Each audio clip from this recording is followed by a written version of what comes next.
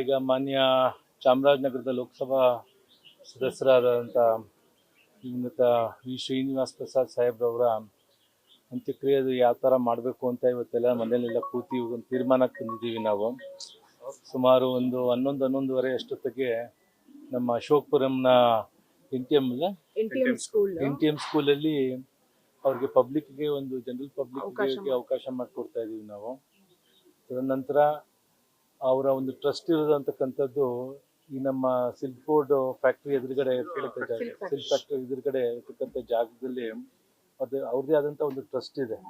So ಅಲ್ಲೇ ಒಂದು ಅಂತ್ಯಕ್ರಿಯೆಯನ್ನು ಮಾಡಿ ಅಲ್ಲಿ ಒಂದು ಸ್ಮಾರಕ ಮಾಡಬೇಕು ಅಂತಕ್ಕಂಥ ಒಂದು ನಿರ್ಧಾರನೂ ಕೂಡ ಎಲ್ಲ ಕುಟುಂಬದ ಸದಸ್ಯರೆಲ್ಲ ಕೂತಿ ಚರ್ಚೆ ಎಲ್ಲ ಮಾಡಿ ಒಂದು ತೀರ್ಮಾನಕ್ಕೆ ಬಂದಿದ್ದೀರಿ. ಸೊ ಹಾಗಾಗಿ ಇವತ್ತು ಪ್ರಸಾದ್ ಸಾಹೇಬ್ರವರ ದೊಡ್ಡ ಮಗಳಾದಂಥ ಪ್ರತಿಮಾ ಪ್ರಸಾದ್ ಕೂಡ ನಮ್ಮ ಜೊತೆ ಇದ್ದಾರೆ ಇಲ್ಲಿ. ಎಲ್ಲ ಅವರು ಯಾವ ಥರ ಒಂದು ಸಲಹೆ ಕೊಟ್ಟು ಮನೆಯವರೆಲ್ಲ ಕೂತ್ಕೊಂಡು ಇದೆಲ್ಲ ಚರ್ಚೆ ಮಾಡಿ ನಿನ್ನೆ ರಾತ್ರಿಯೆಲ್ಲ ಒಂದು ತೀರ್ಮಾನಕ್ಕೆ ಬಂದು, ಯಾಕಂದರೆ ಪಬ್ಲಿಕ್ಕು ಇನ್ಕನ್ವೀನಿಯನ್ಸ್ ಆಗಬಾರ್ದು. ಆಮೇಲೆ ನಿನ್ನೆ ರಾತ್ರಿ 1:30ಗೆ ಅವ್ರ ನಿಧನ ಆಗಿರೋದ್ರಿಂದ ಸೊ ಇವತ್ತು ನಮ್ಮ ಸುತ್ತೂರು ಬುದ್ಧಿಯವರು ಕೂಡ ಅವರು ಕೂಡ ಒಂದು ಸಲಹೆಯನ್ನು ಕೊಟ್ಟಿದ್ದಾರೆ. ಸಾಧ್ಯವಾದಿದ್ರೆ ಇವತ್ತು ಸೋಮವಾರ ಇವತ್ತಿನೇ ಅಂತ್ಯಕ್ಕೆ ಮಾಡಿಬಿಡಿ ಅಂತ ಹೇಳಿದ್ದಾರೆ ಇಲ್ಲಿ. ಸೊ ಸರ್ಕಾರದ ಒಂದು ಎಲ್ಲ ಥರ ಒಂದು ಜೊತೆ ಕೂಡ ಮಾತಾಡಿ, ಡಿ ಸಿ ಅವ್ರ ಜೊತೆ ಮಾತಾಡಿ, ಆಮೇಲೆ ಕಮಿಷನರ್ ಜೊತೆ ಮಾತಾಡ್ಬಿಟ್ಟು ಅವತ್ತೇನು ಕಾರ್ಯಕ್ರಮ ಏನಿದೆ ಅವ್ರ ಜೊತೆ ವಿವರಿಸಿ ತೀರ್ಮಾನ ತಗೊಂಡು ಮಾಡ್ತೀವಿ. ಕುಟುಂಬದವರು ಇವತ್ತೇ ಮಾಡ್ಬೇಕಂತ ನಿರ್ಧಾರ ಮಾಡಿರ್ಲಿಲ್ಲ, ನಾಳೆ ಬೆಳಗ್ಗೆ ಅಂತ ಅನ್ಕೊಂಡಿದ್ವಿ. ಯಾಕೆಂದ್ರೆ ಇನ್ನೂ ಬರೋರಿದ್ದಾರೆ, ಎಷ್ಟೊಂದ್ ಕಡೆ ಇನ್ನೂ ಮಾಹಿತಿ ಹೋಗಿಲ್ಲ, ಮತ್ತೆ ಕಾನ್ಸ್ಟಿಟ್ಯೂನ್ಸಿಯಿಂದ ಜನ ಬರ್ತಾ ಇರ್ತಾರೆ, ಅವ್ರಿಗೂ ಕೂಡ ಅವಕಾಶ ಮಾಡ್ಕೊಡ್ಬೇಕು. ಮತ್ತೆ NTM ಸ್ಕೂಲೇ ಏನು ಕಾಯ್ಕೆ ಮಾಡ್ಕೊಂಡಿದ್ದು ಅಂತ ಅನ್ನೋದಕ್ಕೆ, ನಮ್ಮ ತಂದೆ ಅಲ್ಲೂ ಅಶೋಕ್ಪುರಂ ಹುಟ್ಟಿ ಬೆಳೆದಂತ ಊರು, ಮತ್ತೆ NTM ಸ್ಕೂಲು ಅವರು ವಿದ್ಯಾಭ್ಯಾಸ ಶುರು ಮಾಡಿದಂತ ಶಾಲೆ. ಅವ್ರು ಅದನ್ನ ಅಡಾಪ್ಟ್ ಕೂಡ ಮಾಡ್ಕೊಂಡು ಅದ್ರ ಏಳಿಗೆಗೆ ಅವರು ಒಬ್ರು ಕಾರಣಕರ್ತರೆ. ಹಿಂದಿಗೆ ಅವ್ರಿಗೆ ಒಂದು ಅವ್ರ ಆತ್ಮಕ್ಕೆ ಒಂದು ಶಾಂತಿ ಸಿಗ್ಬೇಕು ಅಂತ ಹೇಳಿದ್ರೆ, ಮೂಲತಃ ಅವ್ರ ರೂಟ್ಸ್ ಏನಿದೆ ಅಲ್ಲಿಗೆ ಅವ್ರನ್ನ ಅಲ್ಲಿಟ್ಟು ಜನಕ್ಕೆ ಅವಕಾಶ ಮಾಡ್ಕೊಡ್ಬೇಕು ಅಂತ ಡಿಸೈಡ್ ಮಾಡಿದೀವಿ ನಾವೆಲ್ಲರೂ.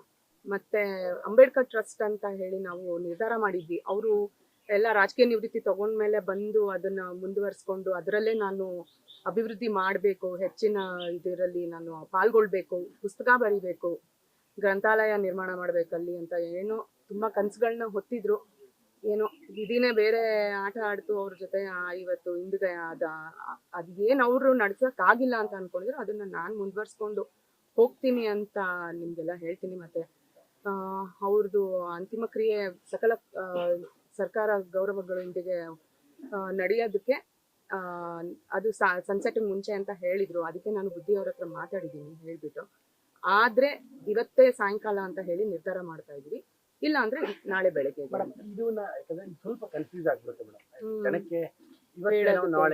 ಏನಾಯ್ತು, ನಾವು ಫಸ್ಟ್ ನಾಳೆ ಅಂತ ನಿರ್ಧಾರ ಮಾಡಿದ್ವಿ.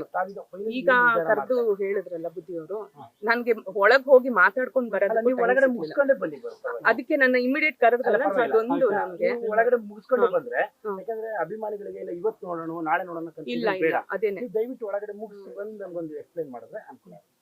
ಸರಿ, ನೀವು ನಾಳೆನೋ ಅಥವಾ ಇವತ್ತು ಅನ್ನೋದಾದ್ರೆ ಎಷ್ಟು ಗಂಟೆವರೆಗೂ ಅಂತಿಮ ನಮನಕ್ಕೆ ಸಂಜೆ ಎಷ್ಟೊತ್ತಿಗೆ? ಯಾಕಂದ್ರೆ ಜನಕ್ಕೆ ಕನ್ಫ್ಯೂಷನ್ ಆಗೋದು ಬೇಡ, ದಯವಿಟ್ಟು ಚರ್ಚೆ ಮಾಡ್ಕೊಂಡೆ ಬಂದ್ಬಿಡ್ತೀವಿ. ಈಗ ಒಳಗಡೆ ಹೊರಟಿದ್ದೆ ಅಷ್ಟರಲ್ಲಿ ರಿಪೋರ್ಟ್ ಬಂದ್ರು. ಬನ್ನಿ ಮೇಡಮ್, ನಮ್ಗೆ ಒಂದು 10 ನಿಮಿಷ ಟೈಮ್ ಮಾಡಿದ್ರಿ, ತೊಂದರೆ ಇಲ್ಲ. ಅಲ್ಲಿ ಕನ್ಫ್ಯೂಸ್ ಇಲ್ಲ, ಯಾಕಂದ್ರೆ ಬುದ್ಧಿಯವರು ಒಂದ್ ಕಡೆಯಿಂದ ಹೇಳಿದ್ರೆ ಇವಾಗ ಅವ್ರು ಬಂದು ಹೇಳಿದಕ್ಕೆ ನಾವು ನಿರ್ಧಾರ ಬದಲಾಯಿಸಬೇಕಾಯ್ತು. ತೀರ್ಮಾನ ಮಾಡ್ಕೊಂಡು ಹೇಳ್ತೀವಿ. ನ್ಯೂಸ್ ಫಸ್ಟ್ ನಿರ್ಭೀತಿಯಿಂದ ನಿಮ್ಮ ಪರವಾಗಿ.